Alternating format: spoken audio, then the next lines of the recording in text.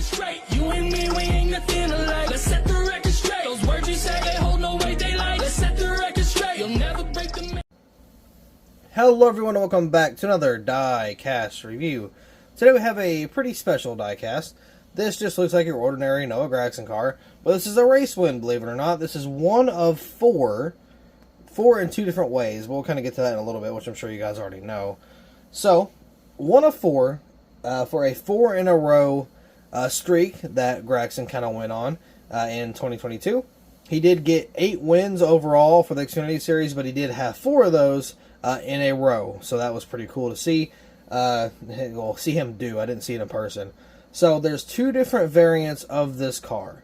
There is the single release, which is what we're looking at here, or there's the 4-pack. Now we will be reviewing all 8 of those cars.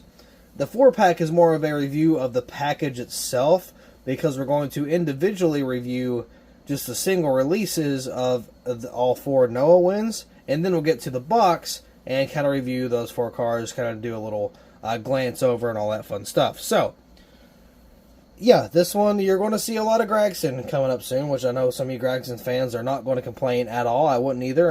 Gragson was the guy I was rooting for 2021 and 2022, because 2020 I wasn't really into Xfinity. 2021 I kind of got into it like a lot more than normal. In 2022 I was like all for it. So Gragson was really my guy for 2022. Obviously he's not there anymore. He's in the Cup Series. So now it's Bowman, Gragson, and Brad Keselowski for my, top people in the Cup Series. I really only got like, I don't know, just, not Hendrick, oh my god, just Junior Motorsports to root for, except for Brandon Jones. I don't care about Brandon, or Sam. I don't care about Sam either. Just, I don't know, Allgaier or Barry, either one, I don't care. I mean, that's really who I root for. Probably Allgaier over Barry, to be honest, just because I've kind of rooted for Allgaier a little bit more than Barry, and Barry kind of came in and just did great, so I don't want to feel like a bandwagon. So, anyway, this is one of 4. Which one is this? This is the Darlington. Ooh, this is the best one. Awesome, I didn't even realize. I think this is the first of the 4, if I'm remembering that correctly. I also made a 8-win box of all of Gragson's wins for 2022. If you did not see that diecast review, or custom diecast review, go check that out. I put a lot of hard work into that. It was a lot of fun to do, a lot of effort. So please, if you have the spare time, go check that out. You don't even have to watch the whole video. Just kind of see what I did. I would very much appreciate it. So, on to the actual car. Once again, we're going to be seeing this car 2 times, not counting the custom one. But within, let's see, at least 1, 2, 3. Am I missing one? No, I'm not missing one. 1, 2, 3, like 4 or 5 days from now is when you'll see the 4-pack. So it'll kind of be a refresher a little later on down the road. So this is the Darlington win. So let's go ahead and get on into this diecast and see what we got, because that right side looks super good.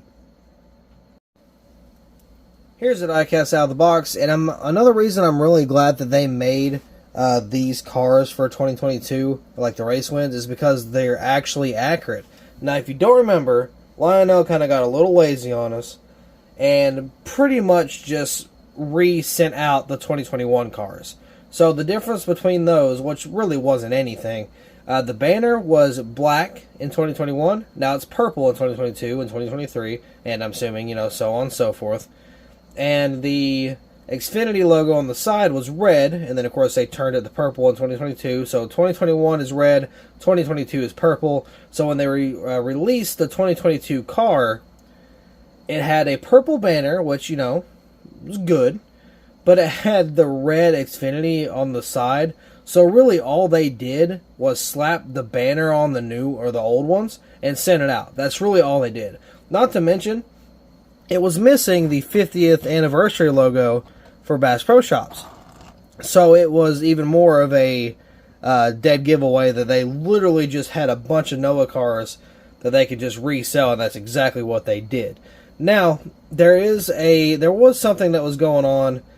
They said Lionel, or somebody said Lionel was going to, they could refund your car, or you could send back the car, and it would give you the accurate one. and it still wasn't accurate. The only thing they changed was the Xfinity logos on the side to purple instead of red, and they still didn't put on the 50th anniversary logo. So now we have to wait to the actual race wins in order for it to be, actually accurate. But we are in luck. I believe it was the Kansas race win. It ended under caution, under a rain delay or rain-ending race. And I believe that car is actually pretty clean. I don't really think there's a lot of race wear. I don't think there's really any damage, no confetti or nothing, no blowing out tires. So really, you could take that car and use it in your stop motion if you want a accurate 2022 Gragson, and that would be pretty much perfect. So we most definitely got lucky with that Kansas win. So, onto the hood here, we do have a difference. Again, 50th anniversary, 1972 through 2022. That is on the hood there. Bass Pro Shops, and of course you got the 50th anniversary down there, I already said that. A little bit of race wear on the hood, not a whole lot. So you got the purple banner with the Gragson name. They got the number 9, Black Rifle Coffee, Gragson on the rear name banner here. True Timber Camo on the deck lid. We've had this paint scheme since 2020 because he won the 2020 Daytona race with it, and that was the only car we got for Gragson in this paint scheme for that year. And then 2021 became his primary. We got a couple of those. And then 2022 is where it really hit home for these paint schemes. So, TrueTimberCamo.com on the back end here. Got the tail lights, got the RE Mechanics Wear, Mac Tools, got the Camaro and the tail lights down here. Got the number 9.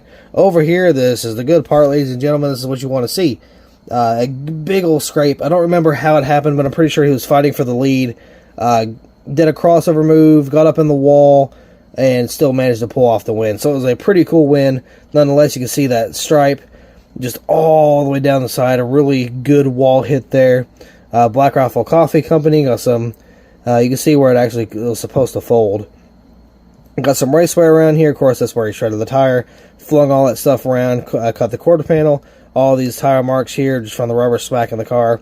I got the Darlington stripe all the way down the side, and you got more of a good impact on the number 9 across it all the way to the Xfinity Cup Series, the Xfinity Series, Mobile 1, Arrowhead, all that there, and then it even goes all the way up to the Goodyear and wraps around this wheel well here. So very, very damaged on the right side. Looks very good.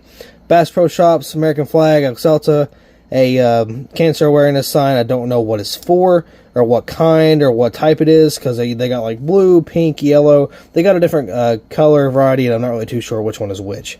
Noah Gragson got 3 winter stickers. Don't remember what that's from. What is it from? I don't remember the wins. Why do I not remember the wins?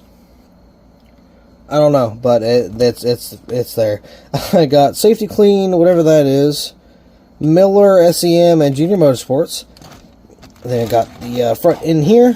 Oh, it rolled away from me. Oh, come back. Okay, so back to what we were saying. Front in here got some race wear, not a whole lot, but there's some there. A little bit of race wear on this front quarter panel, or not quarter panel, but this front wheel well. Then we got some goodies over here. We got a big old tire explosion where, again, he shredded that tire. All that rubber is flying around, smacking the side of the car, and he blew out the part of the quarter panel on that back end. So a very sick-looking car. Very nice. I do give this one a 10 out of 10. I did not see any errors. I don't really give 10 out of 10s often. I really, really don't. But, I mean, it's Gragson. I give Lionel very good props and, skill points, I guess you'd call it. No, not skill points. What would we call that? Brownie points. I don't know. Yeah, brownie points just for actually making these cars and getting them, offered. Which, I mean, I know it's really because of the pre-orders, but I'm glad they got made. They did a fantastic job on them. And they did the 4-car set, which is really nice. So, definitely looking forward to doing those reviews as well. So this is a very nice car. I cannot get enough of this paint scheme. Josh Berry pretty much inherited the paint scheme. It's not the exact same, but it looks pretty similar.